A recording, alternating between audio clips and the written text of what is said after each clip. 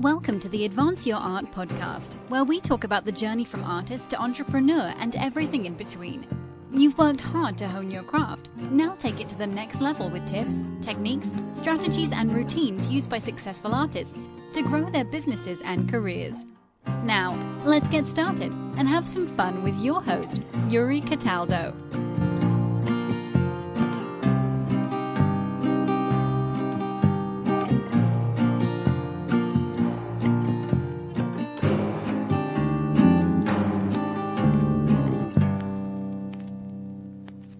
Good afternoon, Stacie. Welcome to the podcast. How are you today? I'm good. Thank you for inviting me. Of course. It's my pleasure. So I've been doing a little bit of research on you, and you have a fascinating story. So I like to just start by asking you to tell me about yourself. Well, I am a full-time professional miniature origami artist, which usually brings two responses. People either say, what? Or, huh? But I am currently living out in the woods in West Michigan and have a little tiny artist studio where I make my miniature origamis. It's kind of been a long, winding road to get to this point, but I'm happy to be here and happy to be doing something I really love and enjoy sharing with people. Well, that's wonderful, and that's very interesting. I've spoken with another origami artist, but never a tiny origami artist, so I'm particularly excited about that. But let's backtrack a little bit. So Western Michigan, I grew up in northern Indiana, in South Bend, so I'm very familiar with the lower western part of Michigan. I don't know if you want to say this on air, but I know you've mentioned like Grand Rapids, like Kalamazoo, right. St. Joe. I live in Greenville. Okay. Which I usually don't say Greenville just because people are like, South Carolina? I'm like, no, Michigan. They're like, we have a Greenville, Michigan? I'm like, yeah. So I'm just a little bit north and slightly east of Grand Rapids. Okay. Oh, great. Yeah, I spent a lot of time there. It's a lot of fun. Yeah, it's beautiful. Yeah. So what? Wow. So let's just go right into the origami part. So what was it in your life where you decided to get into origami, just in general? Well, I learned it as a very young child just because my grandparents all immigrated on both sides from Japan to the United States. But I believe my mom just got a real basic beginner book and stuck it on the bookshelf. So we learned some real basic things, my sisters and I. And then my grandma taught me how to fold a paper crane, the classic origami crane. I'm guessing when I was no more than 7 years old because she passed away when I was 10. Okay. And I remember her teaching me this on the porch one summer before she had become sick. So I was very young, and it was just something I did kind of as a party trick most of my life, where you just, make one or two here or there a year kind of a thing.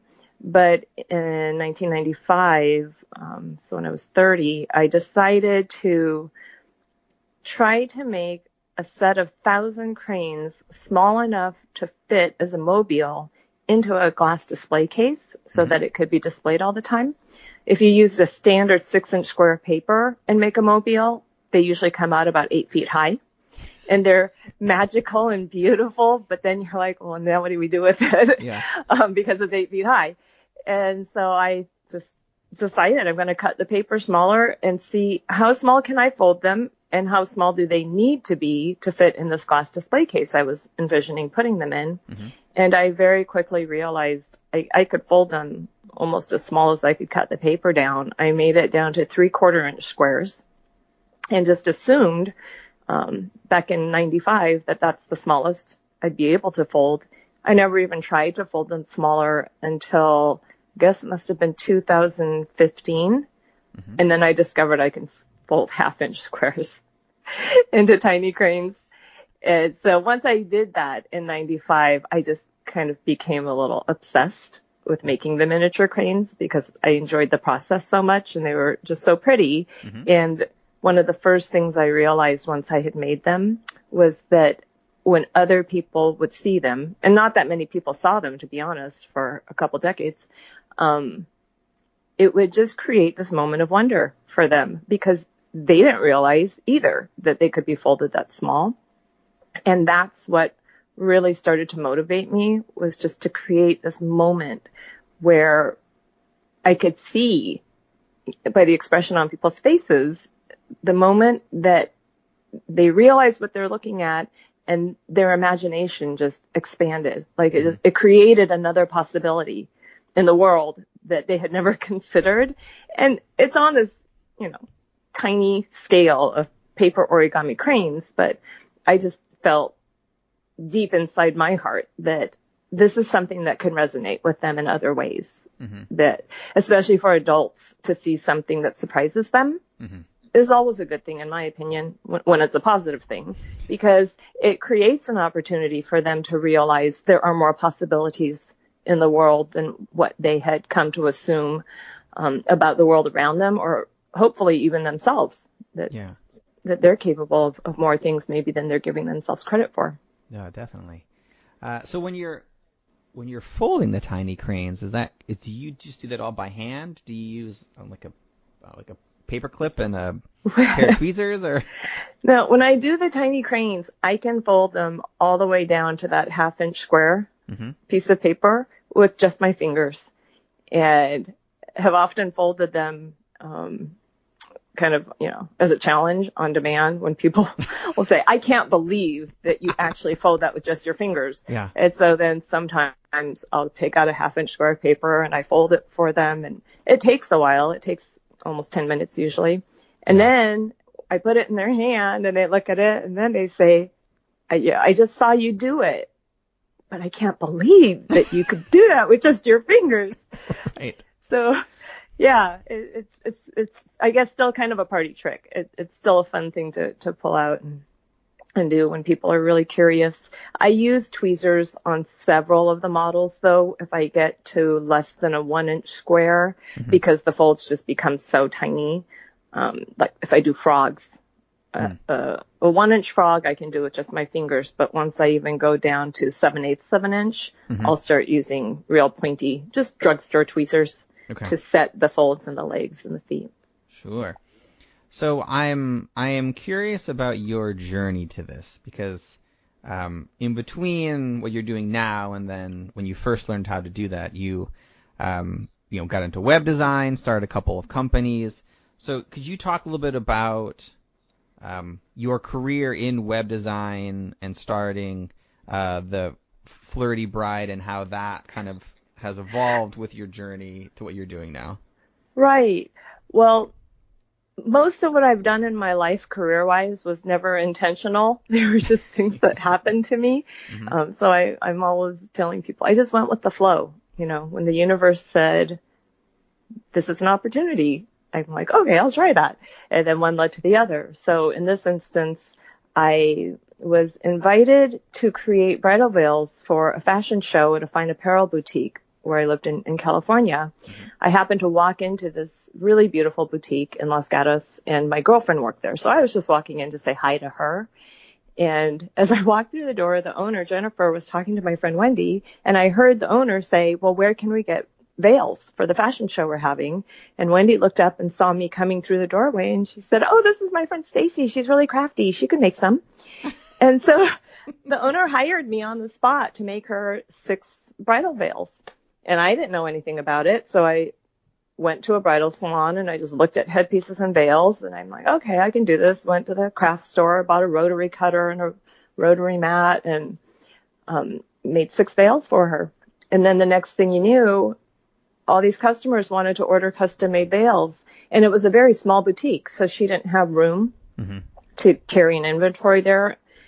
And so she would just give them my phone number. And next thing I knew, I had all these brides calling me.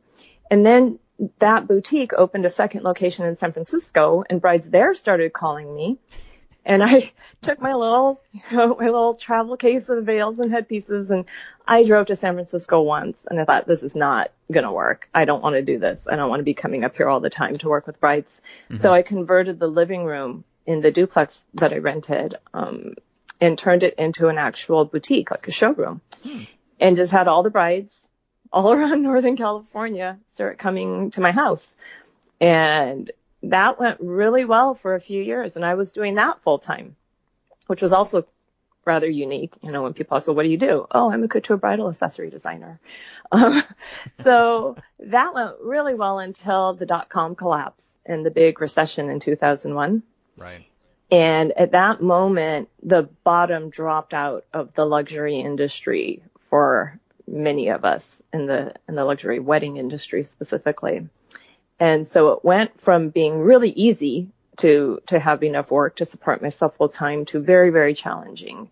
Like one of my wholesale accounts, my sales went down by 75% that year. Oh, wow. And so that was a big hit for me. But I thought, well, I need a website so that I can market more now that I need to market more aggressively. And I couldn't afford to hire a web designer. And so I got a book about HTML. I'd actually thought about doing this, and I had bought a couple books over the past couple of years before that. And every time I looked at the books, they made absolutely no sense to me. It was like trying to learn a foreign language. Yeah. And then I got a third book and sat down with that one day and just said, I'm going to do this. I'm going to learn how to make a website. And for some reason that is amazing to me to this day, that book clicked. And I was able to start designing. And I was using Dreamweaver. I wasn't just, hand coding from scratch. But even then, it was like, this is amazing. So I developed my first website homepage that first day. And I made a website for my business and sent the link out when it was done to, I can't remember, maybe a dozen or 20 of my friends and asked them, please critique this. Let me know what you think. And from doing that, a few people messaged me back and said they wanted to hire me to redesign their websites. Wow. And so, I don't know what I'm doing. In fact, if you go back to some of the first sites I made, every single file is in one folder because I didn't even understand how folders worked. So it was complete chaos, but I didn't know it at the time. And the websites worked, so people were happy. And so I started doing that. I just kept making websites, and it felt like every time I made a website for someone, they would launch it to their public, and then someone they knew would contact me and want a website. And so I shifted from doing the bridal things to just doing custom web design and development, which I'm told was kind of unique that I did both, because living in Silicon Valley, people were either designers or developers, but I was able to do both things. And so I was just making small, I call them portfolio websites for other small business owners, because I understood that and probably wasn't capable of doing like a big e-commerce site or any. I had no desire even to learn how to do that. And from there, I started blogging when I had started my bridal business, because I was thinking I could use a blog. A friend told me about blogging. I thought I could use this to market what I'm doing, because I'm making all these custom things for people. And then once I shut the bridal business down and just went into the web business, I kept blogging, but then I started just blogging about living in the Bay Area and sharing what it's like to go out and discover the Bay Area. And the next thing I knew, people were wanting to hire me to coach them about blogging and social media, how to use Facebook and all of these kinds of things. And again, I'm like, I don't really know if I know what I'm doing, but I know more than they know. And so I can be helpful to them. Right. And the blog grew. The blog ended up gaining traction. And next thing you know, I had, PR companies contacting me and inviting me to go eat all the food I want at this restaurant, or go to wine country for 3 days and stay in a beautiful bed and breakfast, things like that. So it's like, okay, this is great. Then I ended up moving to West Michigan at a point when my life was changing. I was going through a divorce, and I realized I don't want to stay in the Bay Area. It was just so crowded at that point and ridiculously expensive, and we were probably 4 or 5 years into the drought at that point. And I just thought, I I can't be happy here anymore, because in 2013, I had a